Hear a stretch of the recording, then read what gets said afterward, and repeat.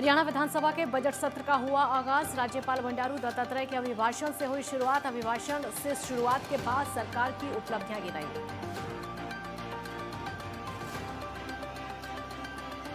हरियाणा के मुख्यमंत्री मनोहर लाल और केंद्रीय मंत्री भूपेंद्र यादव के साथ बैठक। ईएसआई हेल्थ केयर को लेकर की गई चर्चा।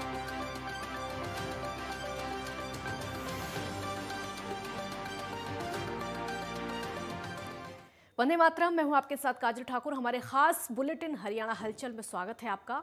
इस खास बुलेटिन में आपको हरियाणा की प्रगति की खबरों से अवगत कराएंगे। इसमें देखेंगे आप बदलते हरियाणा की झलक। और हरियाणा के मुख्यमंत्री मनोहर लाल ने कहा कि ईएसआई हेल्थ केयर हरियाणा प्रदेश भर में 7 ईएसआई अस्पतालों, 3 आयुर्वेदिक इकाइयों, 1 मोबाइल और 85 डिस्पेंसरी के माध्यम से संगठित क्षेत्रों में काम करने वाले 25 लाख बीमित व्यक्तियों और उनके परिवार के सदस्यों को व्यापक चिकित्सा सेवाएं प्रदान कर रहा है। ईएसआई हेल्थ केयर की बैठक के दौरान केंद्रीय पर्यावरण, वन और जलवायु परिवर्तन और श्रम एवं रोजगार मंत्री भूपेंद्र यादव को ईएसआई स्वास्थ्य सुविधाओं के बारे में जानकारी देते हुए मुख्यमंत्री मनोहर लाल ने बताया कि कुरुक्षेत्र और तरावड़ी में नई डिस्पेंसरियां शुरू की गई। झाड़ली में स्थापित की गई डिस्पेंसरी भी जल्द ही चालू हो जाएगी। मुख्यमंत्री ने केंद्रीय पर्यावरण, वन और जलवायु परिवर्तन एवं श्रम एवं रोजगार मंत्री का आभार व्यक्त करते हुए कहा कि सरकार ने हिसार, रोहतक, सोनीपत, अंबाला, करनाल और पंचकुला में 100 बिस्तरों वाले 6 नए ईएसआई अस्पतालों के निर्माण के लिए प्रशासनिक स्वीकृति प्रदान की। केंद्रीय मंत्री और मुख्यमंत्री ने अधिकारियों को निर्देश दिए हैं कि ईएसआई अस्पतालों की स्थापना के लिए समयबद्ध तरीके से उपयुक्त स्थान और भूमि चिह्नित करें ताकि राज्य में प्रस्तावित ईएसआई अस्पतालों के निर्माण कार्य में तेजी लाई जा सके। मुख्यमंत्री ने कहा कि स्वास्थ्य सुविधाओं के मामले में हरियाणा अन्य राज्यों से बेहतर है। यह प्रदेश में जनता के लिए चिकित्सा देखभाल सुविधाओं को मजबूत करने से संभव हो पाया है। ईएसआई हेल्थ केयर की मनोहर बैठक हुई। हरियाणा में 85 डिस्पेंसरी से मदद, हरियाणा की जनता की मदद की गई। केंद्रीय मंत्री को मनोहर जानकारी मिली। 100 बिस्तरों वाले 6 नए ईएसआई हॉस्पिटल हरियाणा अन्य राज्यों से बेहतर है, ये बात खुद सीएम ने कही। 14 नई डिस्पेंसरी को मंजूरी दी गई।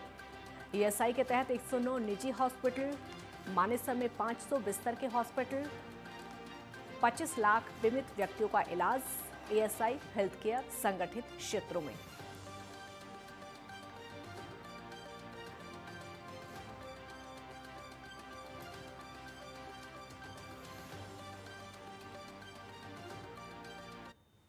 हरियाणा विधानसभा के बजट सत्र का आज से आगाज हो चुका है और इस बार का बजट सत्र 2 चरणों में चलने वाला है। विधानसभा का बजट सत्र के पहले चरण के दौरान 23 फरवरी तक चलेगा और वहीं दूसरा चरण 17 मार्च से 22 फरवरी तक चलने वाला है।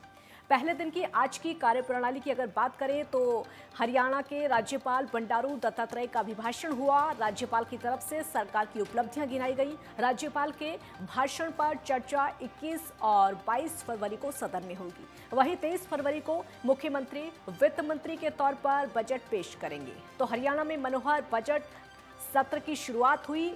राज्यपाल के अभिभाषण से सत्र शुरू हुआ। 2 चरणों में आयोजित हो रहा है बजट सत्र। पहला सत्र 23 फरवरी तक चलेगा। दूसरा सत्र 17 मार्च से 22 मार्च तक चलेगा।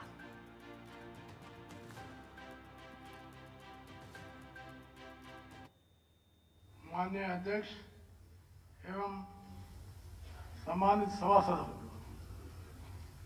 मैं 14वीं हरियाणा विधानसभा के 14वें बजट सत्र में आप सभी का हार्दिक स्वागत करता हूं। आजादी के 75वें वर्ष में हमारे महान राष्ट्र के अमृतकाल का हरियाणा विधानसभा का यह पहला सत्र है। इसलिए इस सत्र का महत्व और भी बढ़ जाता है और आप सभी से उच्च स्तर की प्रतिबद्धता व्यक्त करने की अपेक्षा की जाती है। मेरी सरकार की दूरदर्शिता और दृढ़ता और हरियाणा के हर नागरिक के ईमानदार प्रयास 25 साल के अमृत काल में भारत को विश्व का सिरमौर बनाना सुनिश्चित करने में सहायक होंगे। माननीय प्रधानमंत्री जी ने स्वतंत्रता दिवस के अपने भाषण में वर्ष 2047 में विकसित भारत इंडिया एट 100 के विजन पर प्रकाश डाला था। भारत को 2047 तक एक विकसित राष्ट्र बनाने के लिए अगले 25 वर्ष की योजना बनाने के लिए एक ऐसे विजन की आवश्यकता है। बहुत बहुत स्वागत है। और आज जिस प्रकार से महामहिम जी ने अपनी सरकार की सारी कार्य योजना के बारे में जिस प्रकार से आपको बताया, आप सब के सब वहाँ सदन में उपस्थित थे, आप सब ने सुना है। और जिस प्रकार से माननीय प्रधानमंत्री जी ने कहा है कि 2047 तक हम देश की जो अर्थव्यवस्था है वो 5 ट्रिलियन की करना चाहते हैं। तो जो केंद्र का बजट है वो भी उसी प्रकार से, और जो आर्थिक विशेषज्ञ हैं, दुनिया भर के आर्थिक विशेषज्ञों ने इस बात को स्वीकार किया है कि केंद्र सरकार ने जो बजट प्रस्तुत किया है निश्चित तौर से वो विकासशील से विकसित राष्ट्र बनाने की ओर भारत सरकार का कदम है। और उसी दिशा में आज जिस प्रकार से हमने हमारी सरकार की जो कारगुजारी रही है और आने वाले टाइम में जो हम करने वाले हैं, जिसके बारे में माननीय राज्यपाल महोदय ने आप सबके सामने इस प्रकार से प्रस्तुत किया है, जहां 2030 तक हम 30% जो व्हीकल हैं वो इलेक्ट्रॉनिक करना चाहते हैं। इससे एक बहुत बड़ा लाभ होगा, जो तेल पर हम खर्च कर रहे हैं उससे बहुत बड़ा बचाव होगा। और इसी प्रकार से जो 1,80,000 से कम आमदन वाले उस गरीब व्यक्ति के लिए जिस प्रकार की चिंता वर्तमान सरकार ने की है, और उनको चाहे उनका आयुष्मान कार्ड है चाहे पीड़ा कार्ड है, उसको दोनों को बढ़ाने का लिए जो काम किया है वो अपनी बहुत बड़ी उपलब्धि है। और उसी प्रकार से जिन लोगों की आमदन 1 लाख से कम है, माननीय मुख्यमंत्री जी ने एक टारगेट रखा है कि प्रदेश में कोई भी व्यक्ति ऐसा ना हो जिसकी आमदन 1,80,000 से कम हो। तो उन पे काम शुरू कर दिया, और बड़ी संख्या में ऐसे जो लोग मिले हैं जिन्होंने आवेदन किया, उनमें से मैक्सिमम को लोन दे दिया कि वो अपनी आमदन बढ़ाने के लिए कोई भी काम जो वो करना चाहते हैं, चाहे पशुपालन करना चाहते हैं, दुकान करना चाहते हैं या कोई मिस्त्री का काम करना चाहते हैं, उस सब के लिए सरकार ने उसमें काम किया है। ऐसे ही ऑनलाइन जो SC प्रमाण पत्र है 3,63,000 ऐसे लोगों को जारी किए जहां उन्हें कहीं भी जाना नहीं पड़ा। इसी प्रकार से जो गरीब व्यक्ति हैं, तलाकशुदा हैं, विधवाएं, निराश्रित हैं, ऐसे लोगों की मदद के लिए सरकार ने 116 करोड़ रुपए की राशि जारी कर दी।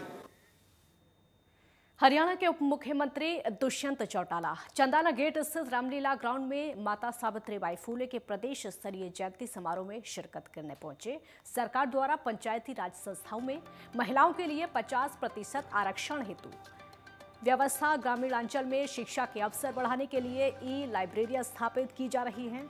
उप मुख्यमंत्री ने माता सावित्रीबाई फूले के नाम से बनने वाले हॉल के लिए 21 लाख रुपए देने की घोषणा की। नगर पार्षद द्वारा प्रस्ताव पास करने के बाद शहर के एक चौक का नाम माता सावित्रीबाई फूले के नाम से रखने की बात भी कही। उप मुख्यमंत्री दुष्यंत चौटाला रविवार को चंदाना गेट स्थित रामलीला ग्राउंड में माता सावित्रीबाई फूले की प्रदेश स्तरीय जयंती समारोह में बतौर मुख्य अतिथि शिरकत करने के दौरान बोल रहे थे।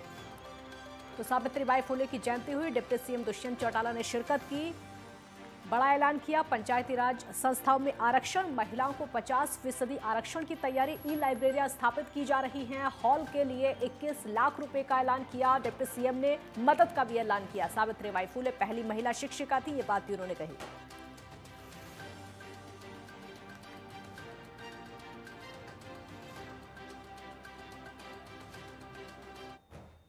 और मुझे तो पूर्ण विश्वास है कि जिस तरीके से हरियाणा ने सेक्स रेशो के अंदर एक इंक्लाइन किया है और बहुत बड़ी तादाद में किया है, अब तो ये नतीजे हैं कि स्पोर्ट्स हो, शिक्षा हो, हमारी बेटियां बढ़ चढ़कर आगे आ रही हैं। और आने वाला भविष्य पंचायती राज में तो हिस्सेदारी मिली और क्षेत्रों के अंदर भी हमारी बहन बेटियों की हिस्सेदारी और बढ़ेगी। मैं तो नमन करता हूँ माता ज्योतिबा फूले को, माता सावित्रीबाई फूले को, जिनने इस देश के अंदर महिला शिक्षा के क्रांति की पहले लो लगाने का काम किया। नू में जिस तरह की घटना घटी है सर, उसको लेकर क्या कहना चाहेंगे? इंक्वायरी चल रही है। हरियाणा के पलवल के गांव नांगल जाट में जिला परिषद के अभिनंदन समारोह में केंद्रीय राज्य मंत्री कृष्णपाल गुर्जर का पगड़ी बांधकर फूलमाला पहनाकर भव्य स्वागत किया गया। केंद्रीय भारी उद्योग और ऊर्जा राज्य मंत्री कृष्णपाल गुर्जर ने कहा कि भारत पूरे विश्व में तेजी से एक शक्ति के रूप में उभर रहा है। उन्होंने कहा कि देश की आजादी के 75 वर्ष पूरे हो चुके हैं और बाकी के बचे 75 सालों में अमृत काल के दौरान देश के लिए एक नया रोड मैप तैयार किया गया है, जिसका उद्देश्य देश के नागरिकों के जीवन को बेहतर बनाना है। तो केंद्रीय राज्य मंत्री का मनोहर अभिनंदन हुआ। जिला परिषद के समारोह में अभिनंदन हुआ, फूलमाला पहनाकर स्वागत किया गया। भारत तेजी से एक शक्ति की और उभरा, जनता के विकास का रोड मैप तैयार किया।